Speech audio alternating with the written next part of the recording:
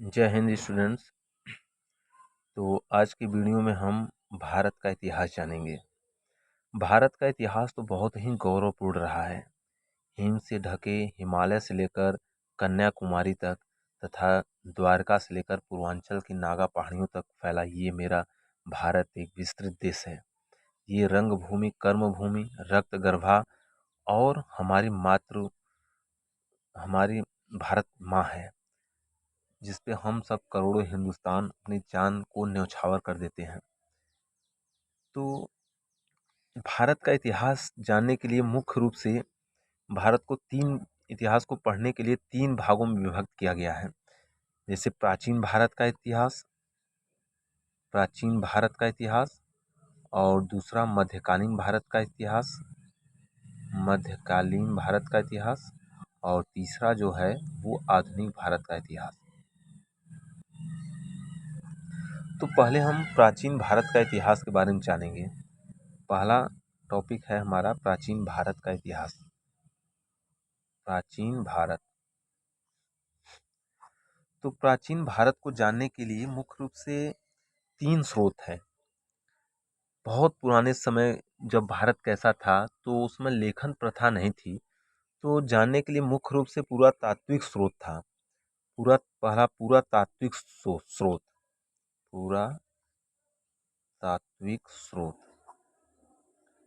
पुरातात्विक स्रोत का मतलब हो गया कि जो खनन की जाती थी उससे मूर्तियाँ, चित्रकला, स्मारक जो मिलते थे, ताम्रपत्र, दीवारें और कुछ मुद्राएं मिलती थी, तो उनसे हम अंदाज़ा लगा लेते थे कि हमारा भारत कैसा था, भारत के लोग प्राचीन समय में किस तरीके से रहते थे।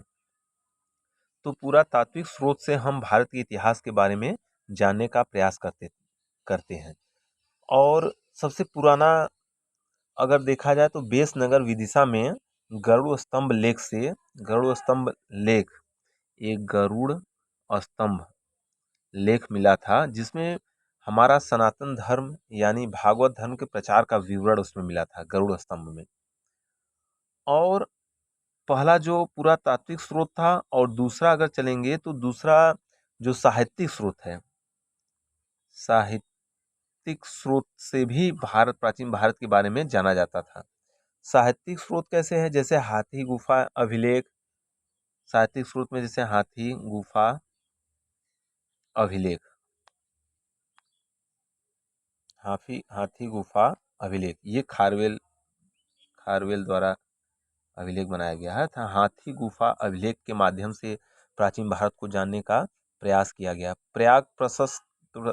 प्रयाग स्तंभ लेख और दूसरा है प्रयाग स्तंभ लेख। प्रयाग स्तंभ लेख में वर्णन किया गया है समुद्रगुप्त का वर्णन किया गया है। प्रयाग स्तंभ लेख हो गया। इसके बाद हो गया जूनागढ़ अभिलेख। तीसरा जूनागढ़ अभिलेख। जूनागढ़ अभिलेख रुद्रदामन वही हैं जिन्होंने सुदर्शन झील का जीर्णोद्धार कराया था। तो इन सब अभिलेख, जैसे और भी एहोल अभिलेख हो गया, उसके बाद एरड़ अभिलेख हो गया, भानुगुप्त द्वारा एरड़ अभिलेख हो गया।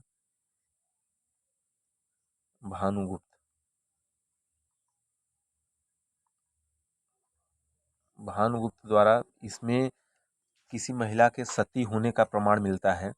तो इन सब अभिलेखों से मंदसौर अभिलेख और बहुत से अभिलेख हैं, इन अभिलेख के माध्यम से ये सब बहुत इम्पॉर्टेंट अभिलेख हैं। हाथी गुफा अभिलेख खारवेल और प्रयाग स्तंभ लेख समुद्रगुप्त, जूनागढ़ अभिलेख रुद्रदामन, एरड़ अभिलेख भानुगुप्त और एक मंदसौर अभिलेख यशोधर्मन द्वारा मंदसौर अभिलेख।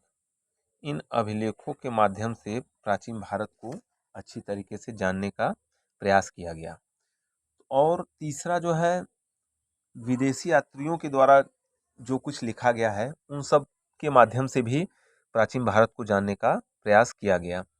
अब इसमें और कई साहित्यिक स्रोत है, जैसे मनु स्मृति हो गया। उसके बाद अर्थशास्त्र कौटिल्य द्वारा जो रचित किया अर्थशास्त्र, मुद्रा राक्षस हो गया विशाख दत्त, और रजत रंगिणी कल्हड़ द्वारा, पृथ्वीराज रासो चंद्रोदाई, हर्षवर्धन बाणभट्ट के द्वारा हर्षचरित जो लिखा गया है, इन सब अभिलेखों साहित्यिक स्रोतों के माध्यम से हम प्राचीन भारत को जानने का प्रयास किया गया। और वेदों से संबंध कुछ वेद हैं जिनसे जिनके बारे में जानकर प्राचीन भारत को हम लोग अच्छी तरीके से जान सकते हैं। उस वेदों में जैसे ऋग्वेद, यजुर्वेद, सामवेद, अथर्ववेद, 4 वेद हैं। इस प्रकार से वेद और वेद से संबंधित ब्राह्मण ग्रंथ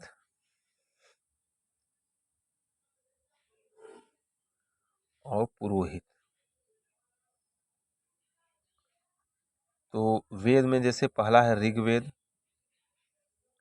ऋग्वेद का ब्राह्मण ग्रंथ जो होता था ऐतरेय ब्राह्मण ग्रंथ, ऐतरेय ब्राह्मण ग्रंथ होता था, और इससे जो पुरोहित होते थे उसको होत्र होत्र कहा जाता था। दूसरा ऋग्वेद के बाद जैसे यजुर्वेद। यजुर्वेद, तो यजुर्वेद के जो ब्राह्मण होते थे वो शतपथ ब्राह्मण होते थे, और इनके जो पुरोहित हैं वो अर्धय अर्धवय। और तीसरा ऋग्वेद, यजुर्वेद, सामवेद। तो सामवेद सामवेद के जो ब्राह्मण ग्रंथ होते जैमिनीय जैमिनीय और इससे संबंधित पुरोहित जो होते थे उद्गाता उद्गाता उद्गाता। और चौथा जो है अथर्ववेद, और इसके जो ब्राह्मण ग्रंथ है गोपद, और इससे संबंधित जो पुरोहित होते थे वो ब्रह्मा। तो ये याद करने का तरीका, जैसे ऋग्वेद सबसे पुराना वेद है, सबसे श्रेष्ठ वेद है, तो इसका जो ब्राह्मण ग्रंथ होता है वो उसमें ऐतराते थे, और उसके पुरोहित जो हमेशा होत्री मतलब सबसे श्रेष्ठ कहलाते थे। यजुर्वेद है, यज्ञ करते थे, यज्ञ करने के लिए शपथ करना पड़ता था ब्राह्मणों को, तो यजुर्वेद शतपथ ब्राह्मण, और शपथ लेने के बाद गलती करते थे तो उसका आयु अर्धायु हो जाता था, तो पुरोहित अर्धायु कहलाते थे। ऋग्वेद में सामवेद है। सामवेद खासकर मनोरंजन से संबंधित है। सामवेद, तो इसमें जैमिनीय, इसके ब्राह्मण जो जैमिनी होते हैं जाम लेते थे, उसके बाद इसके जो पुरोहित हैं वो उद्गाता मतलब कि उद्गाता उद्गाता हो जाते थे और लड़ाई झगड़ा करते थे। एक तरीके से याद करने का ट्रिक है। अथर्ववेद पैसा संबंधित है, तो गोपथ इसके ब्राह्मण ग्रंथ होते थे, और ये ब्रह्मा कहलाते थे, सबसे बड़ा अर्थ ब्रह्मा। इसके साथ साथ विदेशी यात्रियों के जो स्रोत है उसके द्वारा भी पूरा प्राचीन भारत को जानने का प्रयास किया गया। उस समय जैसे मेगस्थनी, सेल्यूकस और ये सब भारत में आए थे, जो चंद्रगुप्त मौर्य के दरबार में मेगस्थनीज आए थे। उन्होंने magus Megasthenes Megasthenes Chandragupta Maurya के दरबार में आए थे, चंद्रगुप्त मौर्य के दरबार में, और इसकी पुस्तक जो है इंडिका में भारत की दशा के बारे में लिखे हैं मेगस्थनीज जब आए थे। तो इन सब विवरण से भारत के बारे में जानने का प्रयास किया गया। और उसमें है वेनसांग था। वेनसांग, तो वेनसांग का एक पुस्तक है, उसको उसको कहते हैं सी यू की वेनसांग के पुस्तक सी यू की। वेनसांग वेनसांग मतलब कब गाना गाए, और सी यू की जब तुमने देखा, सी यू की ऐसे याद करने का ट्रिक है, वेनसांग सी यू की। और एक और फाहियान फाहियान भारत आए थे। फाहियान भारत जब आए थे तो उन्होंने वेनसांग सी यू की और फाहियान फो क्यों की वेनसांग सी यू की, फाहियान फो क्यों की। वेनसांग का पुस्तक था सी यू की, और फाहियान का पुस्तक फो क्यों की। और एक उसी समय आए थे भारत में, उनका नाम था, उनका पुस्तक अलबरूनी थी उनका पुस्तक, किताब उल हिंद। अलबरूनी अलबरूनी अलबरूनी का किताब का नाम था किताब ए हिंद।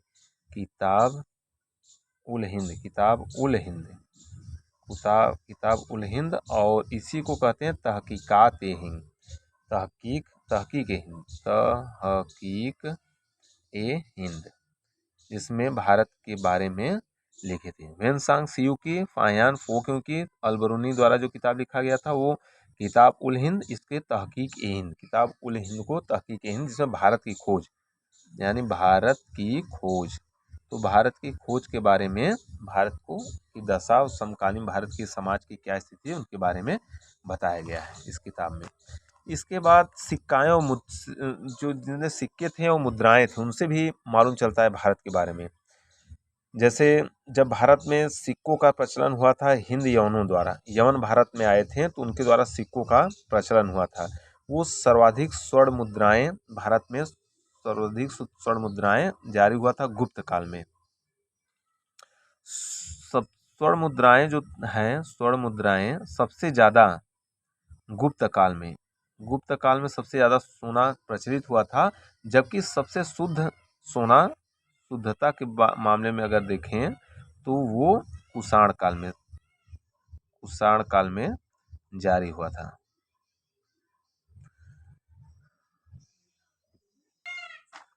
समुद्रगुप्त को कुछ सिक्कों में जैसे वीणा वादन करते हुए दिखाया गया था, समुद्रगुप्त को कुछ सिक्कों में वीणा वादन करते हुए दिखाया गया, और जबकि चंद्रगुप्त विक्रमादित्य को व्याघ्र शैली की मुद्राओं में विजय के उपरांत विवरण मिलता है।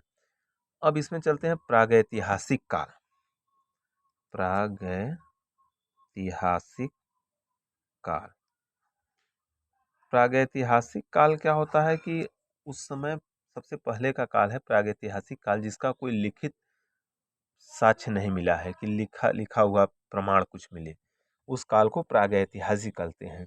जिस समय के मनुष्य में जीवन की जानकारी का कोई लिखित साक्ष्य न मिला हो उसे प्रागैतिहासिक काल कहा जाता है।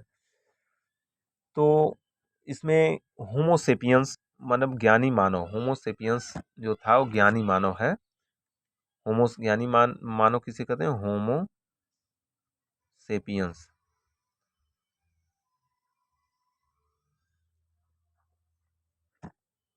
होमोसेपियंस ज्ञानी मानव का प्रादुर्भाव जो धरती पर हुआ था 40 से 50 हजार साल पहले हुआ था। प्रागैतिहासिक काल का विवरण ए कनिंघम ने किया था। ये कनिंघम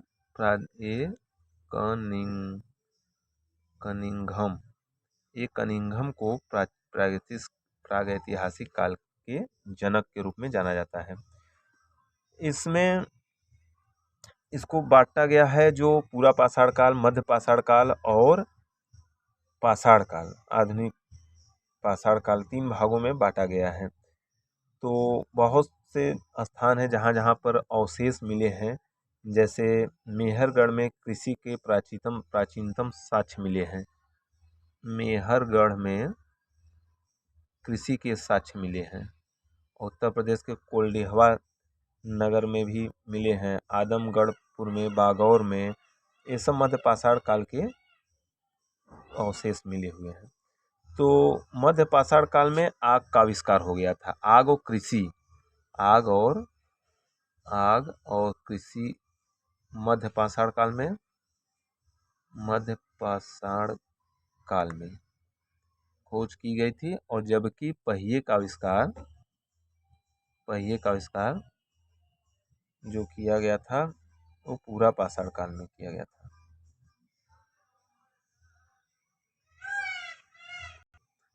नव पाषाण काल में पहिए का आविष्कार, नव पाषाण काल में। आग और कृषि का जो खोज किया गया था वो मध्य पाषाण काल में, और पहिए को नव पाषाण काल में।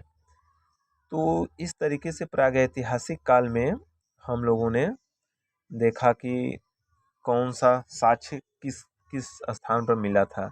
इसमें कश्मीर में बुर्ज होम में मिला है कुछ साक्ष्य, और मेहरगढ़, उत्तर पश्चिम में मेहरगढ़, उत्तर प्रदेश में कोल्डिहवा, बिहार में चिरांद, इन सब जगह पे प्रागैतिहासिक काल के अवशेष मिले हैं।